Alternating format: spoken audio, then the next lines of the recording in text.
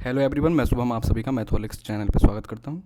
और आज हम प्रॉफिट एंड लॉस की थर्ड क्लास करने के लिए जा रहे हैं। इससे पहले 2 क्लास हम ऑलरेडी कर चुके हैं, उसमें हमने अलग अलग टाइप्स के क्वेश्चंस देखे थे। और ये लास्ट तो नहीं है, इसके बाद एक डिस्काउंट की क्लास हमको और करनी है। पर प्रॉफिट एंड लॉस का डिस्काउंट को छोड़ के बाकी सारे के सारे टाइप्स इस वीडियो के अंदर कवर अप हो जाएंगे। 2 पहली वाली वीडियो और एक ही है, तीनों वीडियो मिला के लगभग जितने तरह के क्वेश्चन होते हैं वो सारे के सारे हमने यहाँ पे डिस्कस कर लिए हैं। ठीक है, इसके बाद एक डिस्काउंट की क्लास बचेगी। डिस्काउंट यानी कि छूट बट्टा जिसको बोलते हैं, उसकी नेक्स्ट क्लास होगी। उसके बाद प्रॉफिट एंड लॉस हमारा कंप्लीट हो जाएगा। तो चलिए देखते हैं क्या कह रहा है इस क्वेश्चन के अंदर। ही पहला क्वेश्चन क्या है इसका। इसकी पीडीएफ आपको टेलीग्राम के चैनल पे मिल जाएगी, उसका लिंक मैं डिस्क्रिप्शन में दे दूंगा आपको। ठीक है, 30 क्वेश्चन तो ये हो गए जो हमने यहाँ पे प्रैक्टिस किए हैं। बाकी डिस्काउंट वाले क्वेश्चन हैं। बाकी प्रैक्टिस के लिए मैंने प्रीवियस ईयर के उस पीडीएफ के अंदर डाले हुए हैं, तो आप उस पीडीएफ को जरूर सॉल्व कीजिए। उसका लिंक आपको डिस्क्रिप्शन में मिल जाएगा, वहाँ से जाकर डाउनलोड कर लीजिए। ठीक है, देखिए क्या कह रहा है इस क्वेश्चन के अंदर। ये A reduction of 20% in the price of salt enables a purchaser to obtain 4 kg more for ₹100।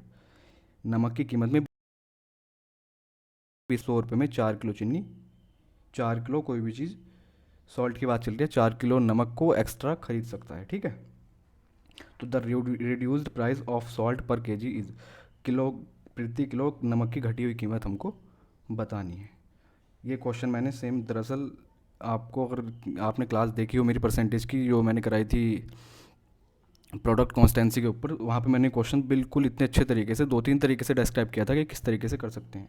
Product constituency वाली वीडियो है परसेंटेज की, आप वहाँ पे जाके देखिए, बड़े अच्छे से आपको समझ में आएगा। हम इसमें करते क्या है देखिए क्वेश्चन में, करते क्यों है अगर आपको ये जानना है तो फिर आप जाइए प्रोडक्ट कॉन्स्टेंसी वाली वीडियो देखिए परसेंटेज की।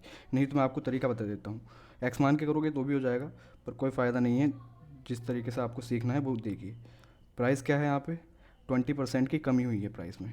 20% होता कितना है, 1/5, यानी कि प्राइस 5 था पहले तो अब 4 हो गया। ठीक है, क्वांटिटी, क्वांटिटी वो क्या कर रहा है, क्वांटिटी हमारी क्या हो जाती है, जब हमको खर्च बराबर रखना होता है, जब 100 रुपये अब लगा रहा है वो 100 रुपये पहले लगा रहा होगा। ठीक है, तो एक्सपेंडिचर जब सेम करना होता है तो price into quantity is equals to expenditure. Product constancy मैंने इसी चीज़ पे तो सिखाई थी आपको सारी की सारी। ठीक है, तो यहाँ पे एक्सपेंडिचर हमारा कांस्टेंट है, तो प्राइस और क्वांटिटी एक दूसरे के क्या हो जाएंगे, उल्टे रेशो हो जाएंगे। प्राइस अगर 5:4 था तो क्वांटिटी 4:5 हो जाएगी। ठीक है, इनके बीच का गैप कितना है, 1 है। लेकिन इसने कहा है कि 4 किलो अधिक खरीद पा रहा है। इसका मतलब ये है, देखिए अगर पहले 4 किलो चीनी खरीद पा रहा था, सॉरी नमक, तो अब 5 किलो खरीद पा रहा है। गैप कितना हो गया, 1 किलो अधिक खरीद रहा है। लेकिन इस एक की वैल्यू, एग्जैक्ट वैल्यू 4 kg है। इस एक की एग्जैक्ट वैल्यू क्या है, 4 kg है, जो क्वेश्चन में दी हुई है। बस एक की 4 kg है, तो इस 4 की कितनी हो जाएगी, 16 kg। इसका मतलब ये हो गया कि स्टार्टिंग में वो 16 kg खरीद रहा था और अब कितनी खरीद रहा होगा, 4×5 20, यानी कि बाद में 20 kg खरीद रहा होगा। कब, जब उसको 100 रुपये में क्या है, 20% की कमी मिली है किसी नमक के प्राइस में। ठीक है, तो अब 20 kg खरीद पा रहा है। वो कह रहा है घटी हुई कीमत बताओ क्या है, हमको बतानी है कीमत। 20 kg खरीद के ला रहा है वो, पैसे कितने खर्च कर रहा है, 100 रुपये। 100 रुपये में 20 kg खरीद के ला रहा है घटी हुई कीमत पे, तो ये वाली चीनी खरीद, वो नमक खरीद रहा है ना वो 20 किलो। तो 100 रुपये में 20 किलो खरीद के ला रहा है, यानी कि पर केजी कितनी हो जाएगी, 5 रुपये प्रति किलोग्राम क्या हो जाएगा, नमक का प्राइस हो जाएगा। ठीक है, इस तरीके से इस क्वेश्चन को हमको करना था। प्रोडक्ट कॉन्स्टेंसी वाला फिर से बता दूँ आपको, परसेंटेज वाले चैप्टर में मैंने बड़े अच्छे से पूरी वीडियो बनी हुई है, उसको आप देख लीजिए। बहुत यूजफुल कॉन्सेप्ट होता है प्रोडक्ट कॉन्स्टेंसी, तो उसको आप ज़रूर सीख लीजिए। ठीक, ये हमने देख लिया। यहाँ पे प्राइस और क्वांटिटी एक दूसरे के अपोजिट हो गए, रेशियो उल्टे हो जाते हैं इनके। बाकी इनके गैप, बीच का गैप 1 आया, उस एक की वैल्यू 4 दी हुई थी क्वेश्चन के अंदर। हमने वहाँ से क्या है, ये निकाल दिया कि कितने केजी पहले खरीद रहा था वो, कितने केजी बाद में खरीद रहा है जब पैसे कम हो गए, पर केजी वैल्यू कम हो गई इसकी। ठीक है, तो हमें पता चला कि 20 kg बाद में खरीद रहा है, पहले 16 kg खरीद के ला रहा था। तो 20 kg के लिए उसने पैसे कितने खर्च किए हैं, 100 रुपये खर्च किए हैं। दोनों कंडीशन में ही 100 रुपये खर्च कर रहा था वो। तो 100/20 कर देंगे एक केजी के लिए, तो 5 रुपये प्रति केजी क्या आ जाएगा हमारा, घटा हुआ प्राइस आ जाएगा। पहले वाले प्राइस की बात करता तो 100/16 कर देते हम। ठीक है, यहाँ से निकाल लेते हैं। आगे चलते हैं। एक व्यक्ति एक मेज को 20-10% के लाभ पर बेचता है। यदि उसने मेज को 5% कम पर खरीदा होता और वह उसे 80 रुपये अधिक में बेचता, तो उसे लाभ उस टाइम पे 20% का, सॉरी हाँ 20% का लाभ हो जाता। ठीक है, तो टेबल का लागत मूल्य बताओ। इस तरीके के क्वेश्चन को आप एक्स मान के भी कर सकते हैं, लेकिन कोई फ़ायदा है नहीं उसको एक्स मानने का। 10% का लाभ हो रहा था उसको, 10% का लाभ मतलब 1/10 होता है, 10% की वैल्यू, ठीक है। अब लाभ का मतलब क्या है, सी पी और एस पी होगा। वो पहले अगर 10 रुपये लगा रहा था तो उस पर 10% का लाभ मतलब 11 रुपये में बेच रहा होगा उसको, ठीक। अब इसने क्या कहा है कि 5% कम कीमत पर खरीद के लाता। मान लो इसको 100 और 110 ही लिख लो, ठीक है, कैलकुलेशन थोड़ी आसान हो जाएगी। 100 रुपये की चीज़ को 110 में बेच रहा था, 10% का प्रॉफिट ले रहा था। अब इसने क्या काम किया है कि 5% कम कीमत पर खरीद के लाता अगर वो, तो इसका मतलब ये हो जाता है कि 5% कम का मतलब कि 95 में खरीद के लाया होगा, ठीक है। तो उसे 20% का लाभ होता कब, जब वो 80 रुपये उसको फालतू में बेचता। तो 95 का 20% कितना हो जाएगा, 95 का 20% निकाल लेना, 19 आएगा। तो 95 का 20% जब हम ऐड करेंगे उसके अंदर, कितना, 19 ऐड करेंगे तो कितना हो जाएगा, 114 हो जाएगा। इसका मतलब अब कहने का क्या हो गया, इसका कहने का मतलब ये हो गया कि बाद में जब वो 95 की खरीद के ला रहा था तो उस पर 20% का प्रॉफिट ले रहा था वो, 20% का प्रॉफिट लेने के बाद 114 की बेच रहा होगा। पहले की कंडीशन थी उसकी, पहले 100 रुपये की खरीद के ला रहा था और 110 की बेच रहा था। इन दोनों के बीच में 110 में और 114 के बीच में गैप कितना आ गया, 80 रुपये का। लेकिन हमारे हिसाब से कितने यूनिट का गैप आ रहा है, 4 यूनिट का। 4 यूनिट की वैल्यू कितनी है, 80 रुपये। ये एग्जैक्ट वैल्यू होती है जो क्वेश्चन में दी हुई होती है। बाकी ये तो रेशो है, रेशो तो अपना कहीं भी वेरी कर सकते हैं, रेशो सेम रहेगा, वैल्यू एग्जैक्ट रेशो से नहीं मिलती। एग्जैक्ट वैल्यू वो क्वेश्चन के अंदर डाटा हमको देता है, तभी हम उसकी एग्जैक्ट वैल्यू किसी भी चीज़ की निकाल पाते हैं, ठीक है। तो इस तरीके से हमको दिख गया कि इसने कहा था कि 80 रुपये ज़्यादा में बेचता, लेकिन बेच कितने ज़्यादा में रहा है, हमारे हिसाब से तो 4 यूनिट ज़्यादा में बेच रहा है। पहले 110 की बेच रहा था, अब 114 की बेच रहा है, तो 4 यूनिट की वैल्यू होगी 80 रुपये। इसने पूछा क्या है, टेबल का लागत मूल्य बताओ। 100 की वैल्यू बतानी है, 100 की वैल्यू कितनी हो जाएगी। 4 की वैल्यू 80, 1 की वैल्यू कितनी होगी, 20 होगी। तो 100 के लिए क्या करेंगे, 100 के निकाल लेंगे तो 2000 हमारी क्या आ जाएगी, इसकी लागत मूल्य, या जिसको कॉस्ट प्राइस भी हम कहते हैं, ठीक है। आई होप आपको क्वेश्चन समझ आ गया होगा, एक बार फिर से समझ लीजिए। इसने कहा था कि सीपी कोई भी एक वस्तु को वो 10% के लाभ पे बेच रहा था, मेज को बेच रहा था, तो 100 की चीज़ को 110 में बेच रहा होगा, ठीक है। दूसरी कंडीशन उसने कहा कि 5% कम में खरीदा होता, तो 100 की जगह 95 में खरीद के लाता, तो उसे 20% का लाभ हो जाता। 20% का लाभ का मतलब 95 में 20% 19 होता है, 95 में 19 जोड़ोगे तो 114 हो जाएगा। अब उसने कहा कि ये कब होता, जब वो 80 रुपये फालतू बेचता उसको। पहले 110 की बेच रहा था, अब 114 की बेच रहा है, तो हमारे हिसाब से 4 यूनिट का फ़ायदा होना चाहिए था उसको। लेकिन उसने कहा है 4 यूनिट की वैल्यू 80 रुपये है, क्योंकि 80 रुपये फालतू में बेच रहा है। तो 4 यूनिट की वैल्यू 80 रुपये, 100 की पूछ रहा था, 100 की वैल्यू कितनी आ जाएगी, 2000 रुपये, ठीक है। आई होप क्वेश्चन क्लियर हो गया होगा। नेक्स्ट चलते हैं। A person sells an article for ₹75 and gains as much percent as the cost price of the article in rupees. The cost price of the article is, एक व्यक्ति एक वस्तु को 75 रुपये में बेचता है, ठीक है। उसका कोई एक वस्तु है, उसका सेलिंग प्राइस उसने कितना दे दिया हमको, 75 दे दिया। कॉस्ट प्राइस का हमको पता नहीं है क्या है। ये कह रहा है कि जितना उसका कॉस्ट प्राइस है उतने ही परसेंट के बराबर वो प्रॉफिट ले रहा है उसके ऊपर। मान लीजिए अगर कॉस्ट प्राइस, फॉर एग्जांपल मैं आपको बताऊं, 10 रुपये है उसका कॉस्ट प्राइस, तो 10 का 10% पे प्रॉफिट कितना ले, उसका प्रॉफिट कितना है, 10 का 10% ही प्रॉफिट होगा। यानी कि 10 है तो 10 का 10% कितना हो जाएगा, 1 हो जाएगा। इसका मतलब 10 रुपये की चीज़ को कितने में बेचेगा, 11 में बेचेगा, ठीक। यहाँ तक तो इतनी बात थी। लेकिन 10 नहीं है वो, तो मैं एग्जांपल के तौर पे आपको समझा रहा था, वैल्यूज़ की कुछ और होगी। इसीलिए हम क्या करेंगे, इस क्वेश्चन को सबसे बेस्ट तरीका इस क्वेश्चन को जो करने का होता है, आपने ये क्वेश्चन बहुत देखा होगा 96 पे भी आता है कि 96 रुपये में बेचता है, तो वहाँ पे 60% आंसर आ जाता है ना। इस तरीके से आपने बहुत जगह क्वेश्चन अलग अलग फॉर्म में देखा होगा। एक्स मान के भी कर लेते हैं, लेकिन मेरा मानना है कि इस क्वेश्चन को करने के लिए सबसे बेस्ट तरीका जो होता है वो होता है ऑप्शन। ऑप्शन उठा लीजिए। 150, एक बात बताइए, अगर सी पी हम 150 मान लें, एस पी हमको 75 चाहिए, तो 150 का 150% बहुत ऊपर पहुंच जाएगा, ये तो हो ही नहीं सकता। 40 की बात करें, सी पी को 40 ले लें, ठीक है, तो 40 पे 40% का प्रॉफिट है, तो 40 का 40% कितना हो जाएगा, 16। 40 पे 16 का प्रॉफिट तो कितने में बेचेगा, 56 में। लेकिन हमको कितने में बिकवाना है, 75 में। ये भी ख़त्म। अब जब 40 से ही बात नहीं बन रही तो 37.5 तो और भी छोटा है, 37.5 से बात कैसे बन जाएगी। अकेला ऑप्शन बचा 50, तो यहाँ से हम 50 ईजिली टिक कर सकते हैं क्वेश्चन में देख के, ठीक है। अब 50 है सी पी, प्लस 50 पे 50% कितना होगा, 25 हो जाएगा। तो 50 + 25 कितना हो जाएगा, 75। और ऐसे करके हमारा इस क्वेश्चन का आंसर 50 हो जाएगा। ठीक है, एक तरीका तो हो गया इसका ये। बाकी आपको ऐसे भी अगर नहीं समझना, मतलब ऐसे तो समझना ही समझना है, बाकी अगर आपको बेसिक जानना ही जानना है कि बेसिक से करेंगे हम तो बिल्कुल एक्स मान के करना है, तो वो भी देख लीजिए कि एक्स मान के कैसे कर सकते हैं। मान लीजिए सी पी इसका एक्स मान लेते हैं, ठीक है। तो एक्स पे एक्स परसेंट का प्रॉफिट, यानी कि उसको कितने में बेचेगा वो, एक मिनट, एक्स पे एक्स परसेंट का प्रॉफिट तो 1+X% में बेचेगा, और वो किसके बराबर होना चाहिए, 75 के बराबर होना चाहिए। यहाँ से x इंटू 100+x/100 भी लिख सकते हैं, = 75। ठीक,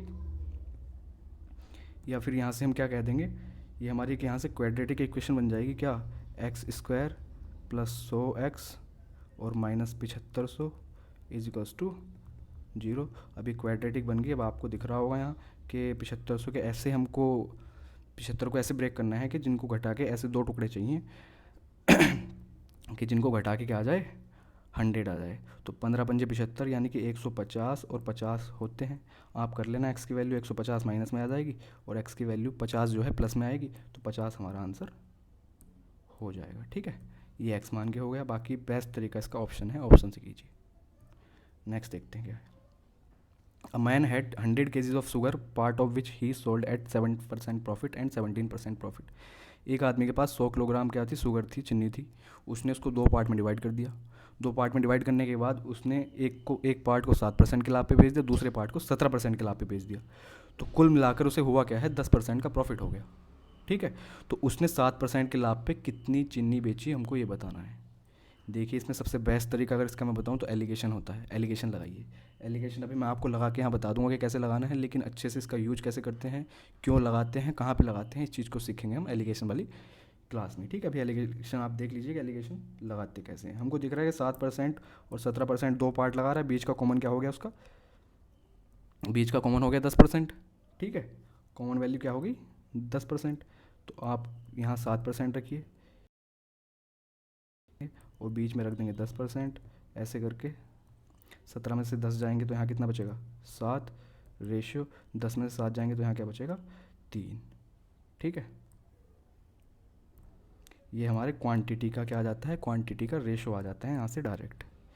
अभी आपको बताऊंगा मैं दूसरे तरीके से भी इसको। तो क्वांटिटी का रेशो क्या आ गया हमारा, 7:3 आ गया। ठीक है, इसकी वैल्यू उसने कितनी रखी है, 100 kg, यानी कि 7 और 3 10 मिला के 10 की वैल्यू कितनी है, 100 kg है। हमसे 7% वाला पूछ रहा है, 7% वाला है कितना, 7 है, तो 7 की कितनी हो जाएगी, 70 kg हो जाएगी। बस यही इस क्वेश्चन के अंदर पूछ रहा था वो। D is the correct answer, 70 kg। Alligation इसका सबसे बेस्ट तरीका होता है। एक पार्ट को 7% के लाभ पे बेच रहा था, दूसरे को 17% के लाभ पे, और टोटल पे उसको 10% का लाभ हो रहा था। अच्छा, यहीं पे अगर किसी कोई सा इनमें से हानि पे बेचता या फिर लास्ट में हानि हो जाती तो हम यहाँ वैल्यू माइनस में रख देते, फिर भी एलिगेशन हमारा काम करता। ठीक है, तो ऐसे करके हमने 7 और 17 बीच में रख दी कॉमन वैल्यू जो दोनों से हो रही थी, और यहाँ से हमारी क्वांटिटी का क्या आ गया, रेशियो आ गया। अगर आप ऐसे नहीं करना चाहते तो एक्स मान के देख लीजिए कैसे करते हैं। मान लीजिए 7% पे जो उसने चीनी बेची है वो x kg है। ठीक है, तो बची हुई कितनी होगी, जो 17% पे बिकी है वो 100 - x हो जाएगी। ठीक, अब हुआ क्या है, इसने 7%, एक मिनट, जो x है उस पे तो 7% का प्रॉफिट लिया है। ठीक है, बची हुई जो 100 - x है उस पे 17% का प्रॉफिट लिया है, और कुल मिला के दोनों जगह से प्रॉफिट आ गया। टोटल प्रॉफिट कितना हुआ है, 100 का 10%, 100 का 10%। बस क्वेश्चन हो गया, एक्स की वैल्यू निकालनी है। यहाँ से हम ये भी कर सकते हैं कि परसेंटेज सब जगह से हटा दीजिए, सब में कॉमन है। तो 7x + 1700 - 7x, सॉरी 17x बराबर क्या हो जाएगा, 1000। या फिर यहाँ से हम क्या कह देंगे कि हमारा 10x बराबर आ जाएगा 700। 0 से 0 हटा दीजिए, x की वैल्यू कितनी आ जाएगी, 70। तो आप ऐसे भी कर सकते हैं, लेकिन बेस्ट तरीका एलिगेशन ही रहेगा। ठीक है, कितना आ गया, 70 kg हमारा आंसर आ गया।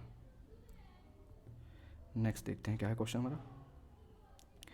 एक व्यक्ति ने कुछ वस्तुएं 5 प्रति 1 रुपये के हिसाब से खरीदी, यानी कि 1 रुपये में 5 वस्तुएं खरीदी।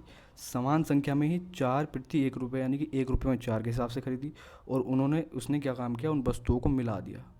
यहाँ पे जो चीज़ मेन आपको ध्यान रखनी है वो देखनी है कि समान संख्या में दोनों बार खरीदी गई हैं। 1 रुपये में 5 पहले खरीदी गई हैं, 1 रुपये में 4 बाद में खरीदी गई हैं, लेकिन बाद में उसने क्या काम किया है कि 2 रुपये में 9 के हिसाब से बेच दी हैं। तो ऐसा करने पर उसको 3 रुपये का नुकसान हुआ है। तो हमको ये बताना है कि उसके द्वारा खरीदी गई कुल वस्तुओं की संख्या कितनी है। ठीक है, इस तरीके का क्वेश्चन मैंने लास्ट वाली क्लास में पार्ट 2 में कराया था, तो आपने अगर वो देखी होगी तो आपको काफ़ी बेनिफिट मिलने वाला है। ठीक, अब देखिए इसने क्या कहा है पहले कि 5 वस्तुएं 1 रुपये में कितनी वस्तुएं खरीद के ला रहा था, 5। और फिर 1 रुपये में दूसरी जगह एक दूसरी शॉप पे गया, ऐसा मान लीजिए कि एक शॉप से 1 रुपये में 5 वस्तु खरीद के लाया, दूसरी शॉप पे गया तो वही 1 रुपये में 4 वस्तु मिली उसको। ठीक, लेकिन उसने कहा है कि दोनों वस्तुएं समान हैं। दोनों वस्तुएं क्या हैं, समान हैं। यहाँ पे आप क्रॉस वाला भी लगा सकते हैं जो मैंने सिखाया था आपको लास्ट वाली क्लास में। अब दोनों वस्तुएं समान हैं तो लेकिन यहाँ तो समान दिख नहीं रही है, 5 है 4 है, तो हमको इनको समान बनाना पड़ेगा। यहाँ 4 से मल्टीप्लाई और यहाँ 5 से मल्टीप्लाई। अब हम क्या कह सकते हैं, अब हम कह देंगे कि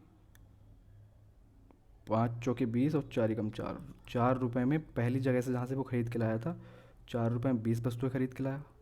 दूसरी बार में वो 5 रुपये में 20 वस्तुएं खरीद के लाया। ठीक, अब हमारी वस्तुएं क्या हो गई, बराबर हो गई। ये तो उसकी ख़रीदारी होगी, इसने इतना लागत मूल्य आएगा यहाँ से उसका, यहाँ इतनी जो है उसने लागत लगाई है। अब बात करते हैं उसके बेचने की। जब बारी आई तो उसने क्या काम किया है कि 2 रुपये में 9 वस्तुएं बेची हैं। 2 रुपये में कितनी वस्तुएं बेची हैं, 9 वस्तुएं बेची हैं। टोटल वस्तुएं कितनी हैं, 40 हैं। तो 2 रुपये में 9 वस्तुएं बेच रहा है वो, और वहाँ पे 40 वस्तुएं हैं। 40 वस्तुएं खरीद के कितनी लाया था, 9 रुपये की, और 2 रुपये में 9 के हिसाब से बेच रहा है वो, लेकिन वस्तुएं फिर भी समान करनी पड़ेंगी। तो एक बार फिर से हमको इनको इक्वल करना पड़ेगा। अब इक्वल करने के लिए क्या करेंगे, यहाँ पे आप 40 से मल्टीप्लाई कर दीजिए और यहाँ आप 9 से मल्टीप्लाई कर दीजिए। तो हम कह देंगे कि 81 रुपये में कितनी खरीद के लाया था वो, 360 वस्तुएं खरीद के लाया था। और यहाँ जब हम मल्टीप्लाई करेंगे तो कह देंगे 80 रुपये में वो कितनी वस्तुएं, 360 वस्तुएं बेच रहा है। ठीक है, ये इधर वाला पार्ट सेलिंग प्राइस का है और इधर वाला कॉस्ट प्राइस का है। अब यहाँ एक चीज़ देखिए, ध्यान से, बड़े ध्यान से देखना कि 360 वस्तुएं 81 रुपये में ख़रीद के लाया वो, और 360 वस्तुओं को उसने 80 रुपये में बेच दिया। तो उसको कितने रुपए का लॉस हो गया, 1 रुपये का लॉस हो गया। कितने का लॉस हुआ है, 1 रुपये का लॉस हुआ है। लेकिन हमको लॉस कितना करवाना है, 3 रुपये का लॉस करवाना है। उसने कहा था ना क्वेश्चन में कि 3 रुपये का लॉस हो तो उसको कितनी वस्तुएं बेचनी होंगी। अब मुझे एक बात बताइए, 1 रुपये का लॉस हो रहा है कितनी, 360 वस्तुएं बेचने पर। 3 रुपये का लॉस कब होगा, जब हम 360 इंटू 3 वस्तुएं बेचेंगे, जो होती हैं कितनी, 1080, यानी कि 1000 वस्तुएं जब हम बेचेंगे तो हमारा 3 रुपये का क्या हो जाएगा, लॉस हो जाएगा। यहाँ 1 रुपये का हो रहा था जब हम 360 बेच रहे थे, लेकिन 1080 वस्तुएं बेचेंगे तो हमको 3 रुपये का लॉस हो जाएगा। आई थिंक आपको क्वेश्चन समझ आ गया होगा, फिर से एक बार समझ लीजिए। एक बार फिर से समझा देता हूँ। 1 रुपये में 5 की दर से वो खरीद के लाया, सेम वस्तुएं वो 1 रुपये में 4 की दर से खरीद के लाया था, लेकिन वस्तुएं सेम ना होने की वजह से हमने पहले उनको सेम किया, तो हमने देखा कि 4 रुपये में 20 वस्तुएं खरीद के लाया। अब हम कह सकते थे कि 5 रुपये में 20 वस्तुएं दूसरी जगह से खरीद के लाया हो, यानी कि कुल मिला के 9 रुपये खर्च किए उसने 40 वस्तुएं खरीदने के लिए। ठीक है, लेकिन जब उसकी बेचने की बारी आई, उसने कहा कि मैं इसको सेल करना चाहता हूँ, तो उसने 2 रुपये में 9 वस्तुओं के हिसाब से बेचा।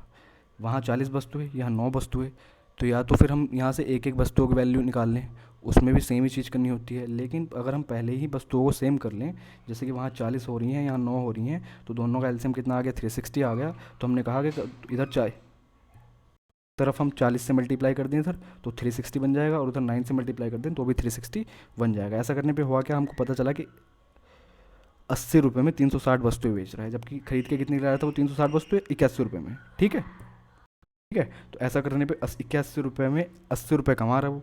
कितने रुपये का घाटा हो रहा है उसको, 1 रुपये का, लेकिन हमको 3 रुपये का घाटा कराना है। 1 रुपये का घाटा 360 वस्तुएं बेचने पे हो रहा है, तो 3 रुपये का घाटा 1000 वस्तुएं बेचने पे होगा, यानी कि 3 गुना हमको वस्तुएं बेचनी पड़ेंगी। अगर 360 पे 1 रुपये का घाटा है तो 3 रुपये का घाटा पाने के लिए 360 की 3 गुनी हमको बेचनी होगी, तब जाके हमको 3 रुपये का घाटा होगा। ठीक है, इस तरीके से क्वेश्चन करना था। आपने देखा होगा कई जगह क्वेश्चन, सारे क्वेश्चन वही हैं जो कहीं ना कहीं आपने ज़रूर देखे होंगे, नहीं देखे होंगे तो आप देख लोगे जब प्रैक्टिस करोगे, इसका मतलब आपने अभी तक अच्छे से प्रैक्टिस की नहीं है। चलिए आगे चलते हैं, आगे देखते हैं क्या है क्वेश्चन हमारा।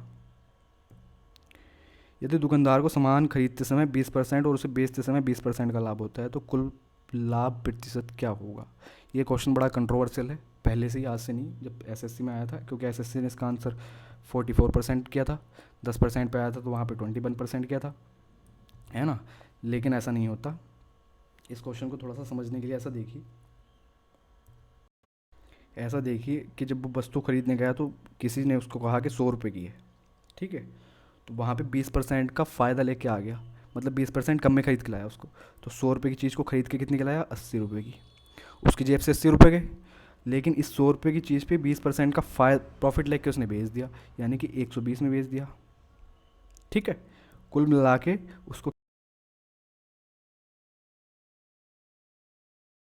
क्या 40 रुपये का प्रॉफिट हो गया, कितने पे, 80 पे इंटू 100, और इस वस्तु कितना आ गया, 50% आ गया।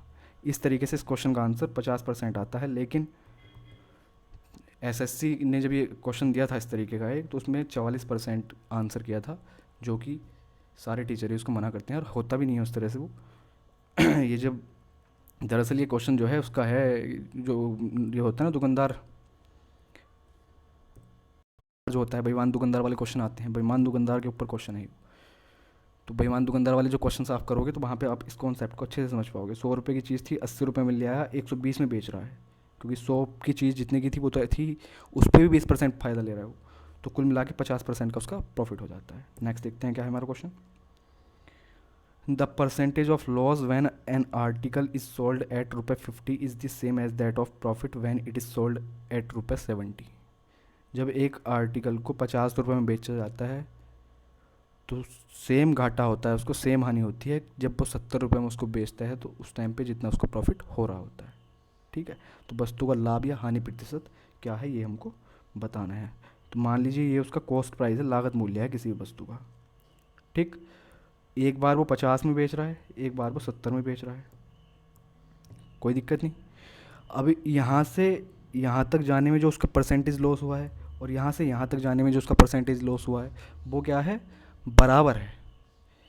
वो क्या है, बराबर है। तो हम कह सकते हैं कि बीच का जो नंबर है ये इन दोनों का एवरेज होगा, यानी कि इनके बीच का नंबर होगा। तो 50 और 70 के बीच में क्या आएगा, 60।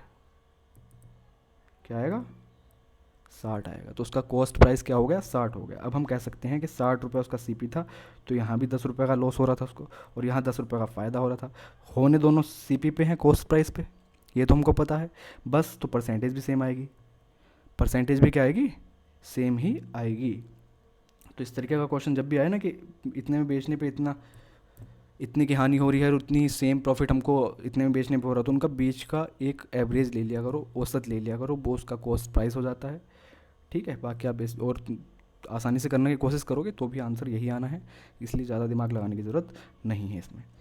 हमको दिख गया कि 60 उसका सीपी था, तो हमको पता था 60 की चीज़ को जब वो 50 में बेचेगा, यानी कि 10 रुपये के लॉस पे बेचेगा, 60 की चीज़ को 70 में बेचेगा तो भी 10 रुपये के फ़ायदे पे बेचेगा, और यही इस क्वेश्चन के अंदर ही कह रहा था। बस अब परसेंटेज पूछ रहा है कि प्रॉफिट परसेंट या लॉस परसेंट दोनों में सेम ही हो रही है, उसने कहा था शुरू में, तो वो कितनी है। 10 रुपये का प्रॉफिट या लॉस हो रहा है, 10 रुपये का प्रॉफिट मान लो या लॉस मान लो, दोनों जगह सेम हो रहा है। कितने पे हो रहा है, 60 पे हो रहा है, और इंटू 100, 10 से कटेगा 6 बार, और ये कटेगा 3 बार, और ये कटेगा 50 बार 2 से। ऐसा करने पे क्या आ जाएगा, 50/3% उसकी क्या आ जाएगी, प्रॉफिट परसेंट कह लो या लॉस परसेंट कह लो, दोनों जगह सेम चीज़ आएगी।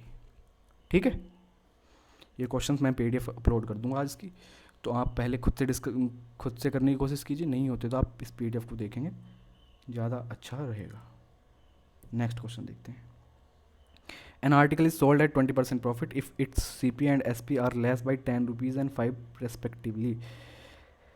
Then the percent of profit increases by 10%, find the cost price. एक वस्तु को 20% के लाभ पे बेचा जा रहा था, ठीक है। अगर इसके सीपी को 10 रुपये कम कर दिया और एसपी को 5 रुपये कम कर दिया, तो ऐसा करने पे लाभ का जो प्रतिशत है 10% बढ़ जाता है। क्या होता है? 10% बढ़ जाता है, यानी कि पहले 20% का लाभ हो रहा था, तो अब 30% का लाभ शुरू हो जाएगा। इस क्वेश्चन को करने के भी कई सारे तरीके होते हैं। सीपी और एसपी का रेशियो क्या है? स्टार्टिंग में 20% के लाभ पे बेच रहा था, यानी कि 10 की चीज़ को 12 की बेच रहा था, ठीक है। और जब हमने सीपी को क्या किया है, ये सीपी को ये 10, पहले आपको मैं एक्स मान के ही बताता हूँ, उसके बाद दूसरा तरीका, बड़ा आसान तरीका बताऊँगा इसका, जो आप फिर माइंड में इस क्वेश्चन को कर पाओगे, करने की ज़रूरत नहीं होगी। क्रॉस प्रोडक्ट जिसको बोलते हैं, आपने नाम सुना हो शायद। सीपी अगर पहले उसका 10x था, तो 20% के प्रॉफिट पे बेच रहा था, यानी कि 12x का बेच रहा होगा। अब इसने क्या काम किया है कि 10 रुपये कम कर दिया इसने सीपी को, और 5 रुपये कम कर दिया इसने एसपी को। ऐसा करने पे सीपी और एसपी का रेशो अब क्या हो जाएगा? इसने कहा है ना 10% प्रॉफिट बढ़ जाएगा, यानी कि 10% प्रॉफिट बढ़ने का मतलब अब 30% हो जाएगा। पहले 20% प्रॉफिट हो रहा था, अब 30% हो जाएगा, यानी कि 10 की चीज़ को अब वो 13 में बेच पाएगा। 30% का प्रॉफिट तभी तो होगा उसको। बस अब हम आसानी से कह सकते हैं कि 10x था सीपी, उसमें से 10 कम कर दो, एसपी 12x था, उसमें से 5 कम कर दो, तो इनका रेशो अब कितना हो गया? 10/13 हो गया, ठीक है। यहाँ से x की वैल्यू निकालनी है, कर लीजिए क्रॉस प्रोडक्ट। क्रॉस प्रोडक्ट यहाँ से करोगे आप, तो x की वैल्यू आसानी से निकाल सकते हो। कुछ भी इस तरह का मतलब हार्ड नहीं है, चलो निकाल के बता देता हूँ। 130x हो जाएगा, ये माइनस 130 हो जाएगा, बराबर क्या हो जाएगा? 120x और माइनस 50। ये 10 से कट भी रहे थे सब कुछ, पर कोई बात नहीं, ठीक है। एक एक जीरो हटा दो सबके, सब में आ रहे हैं। तो 13x में से 12x जाएंगे तो कितना बचेगा? 1x बचेगा। ये 13 उधर जाके प्लस हो जाएंगे, तो x की वैल्यू क्या बचाएगी? 8 आ जाएगी। अब जब x की वैल्यू 8 आ गई, तो इसने पूछा क्या है हमसे? इसने हमसे पूछा है कि लागत मूल्य बताइए क्या होगा। तो लागत मूल्य कितना था? 10x था, यानी कि 10 इंटू 8x की वैल्यू पुट कर दो, तो हमारा क्या हो जाएगा? 80 आंसर हो जाएगा। 60 नहीं होगा, ये गलत दिया हुआ है, ठीक है। 80 हमारा क्या हो जाएगा? इसका आंसर हो जाएगा। आई होप आपको समझ आ गया होगा। इसका दूसरा तरीका क्या होता है वो देखिए। इसके दूसरे तरीके की हम बात करें, चलिए नीचे कर लेते हैं थोड़ा।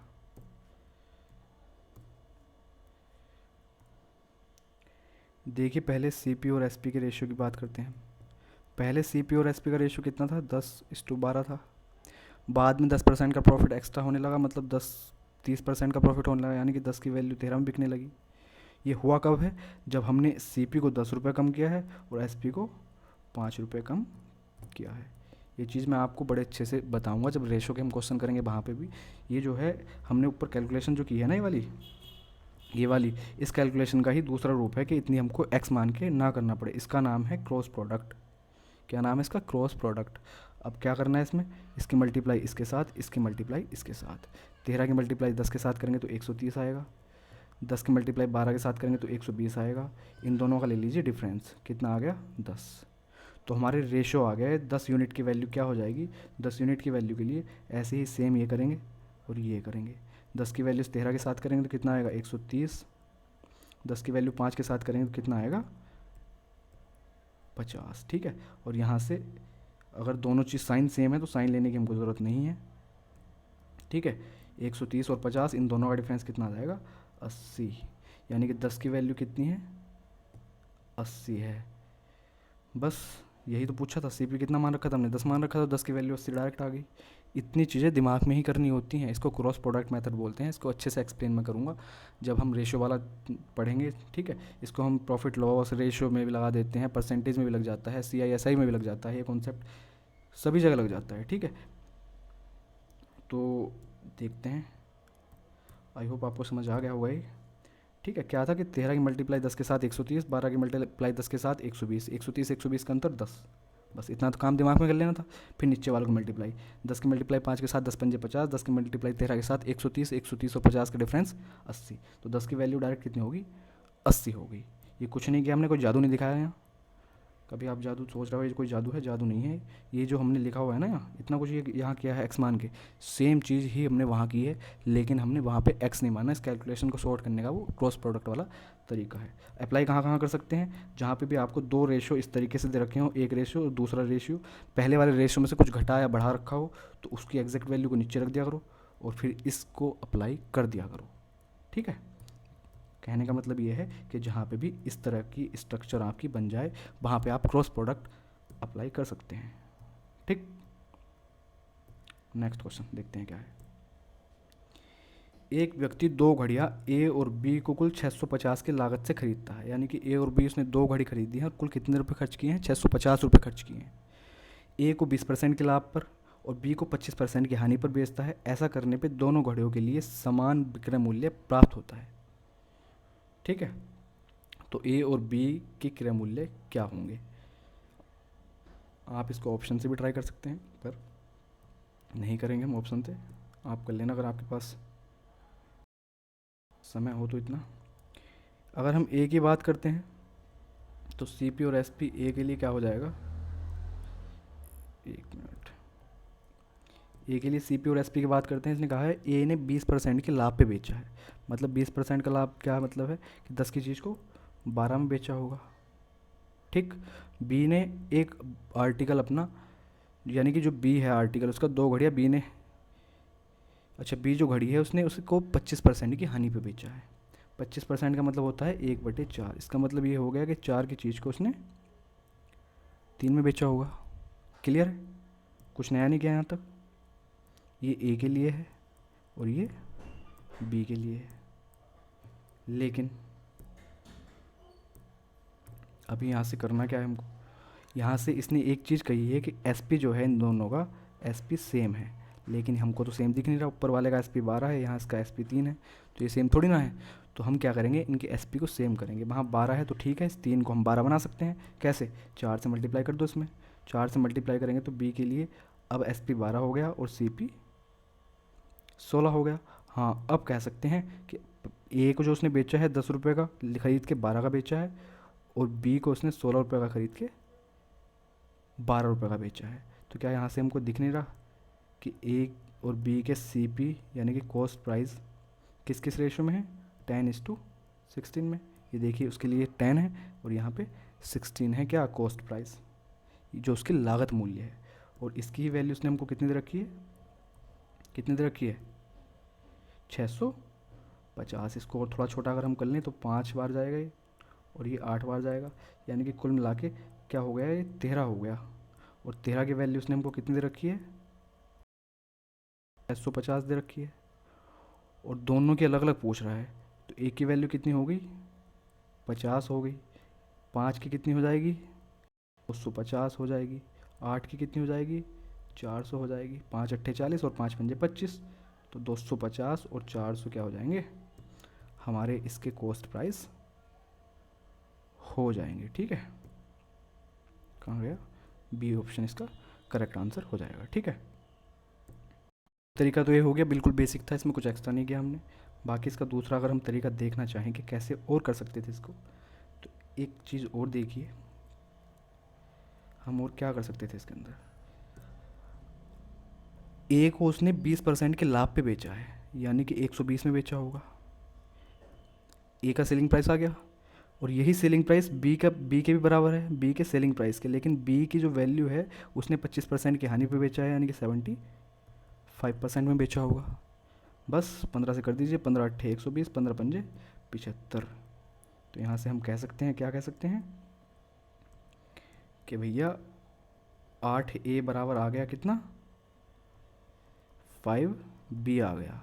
या फिर यहाँ से हम कह देंगे A/B कितना आ गया, 5/8 आ गया। कुल मिला के दो हो कितने गए, 13। 13 की वैल्यू कितनी थी, 650। एक की वैल्यू 50, बस क्वेश्चन ख़त्म। 5 की वैल्यू 250, 8 की वैल्यू 400। ठीक है, ऐसे भी हम इस क्वेश्चन को कर सकते थे। बाकी समझाने के लिए मैंने आपको दोनों तरीके बता दिए कि इक्वल करना हो तो इक्वल करके भी कर लीजिए। और बाकी यहाँ पे हमको दिख रहा था क्या, ए का 120% उसका सेलिंग प्राइस हो गया और बी का 75%, क्योंकि 25% की हानि पे बेचा है। तो दोनों है बराबर ये, तो यहाँ से हमने ए अपॉन बी निकाल दिया। ए और बी क्या है, उस घड़ियों के सीपी हैं, ठीक, लागत मूल्य। नेक्स्ट देखते हैं क्या है हमारा क्वेश्चन।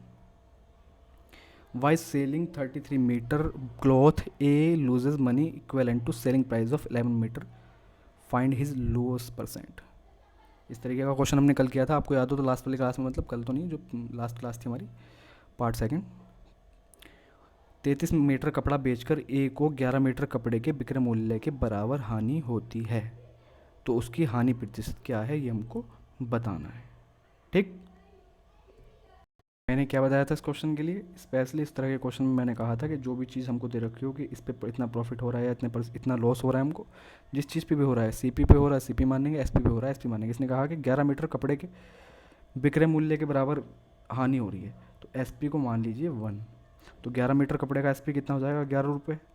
कब हो रहा है 11 रुपये का लॉस, जब हम 33 मीटर कपड़ा बेच रहे हैं। तो 33 मीटर कपड़ा कितने रुपये का बेच रहे होंगे, 33 रुपये का बेच रहे होंगे।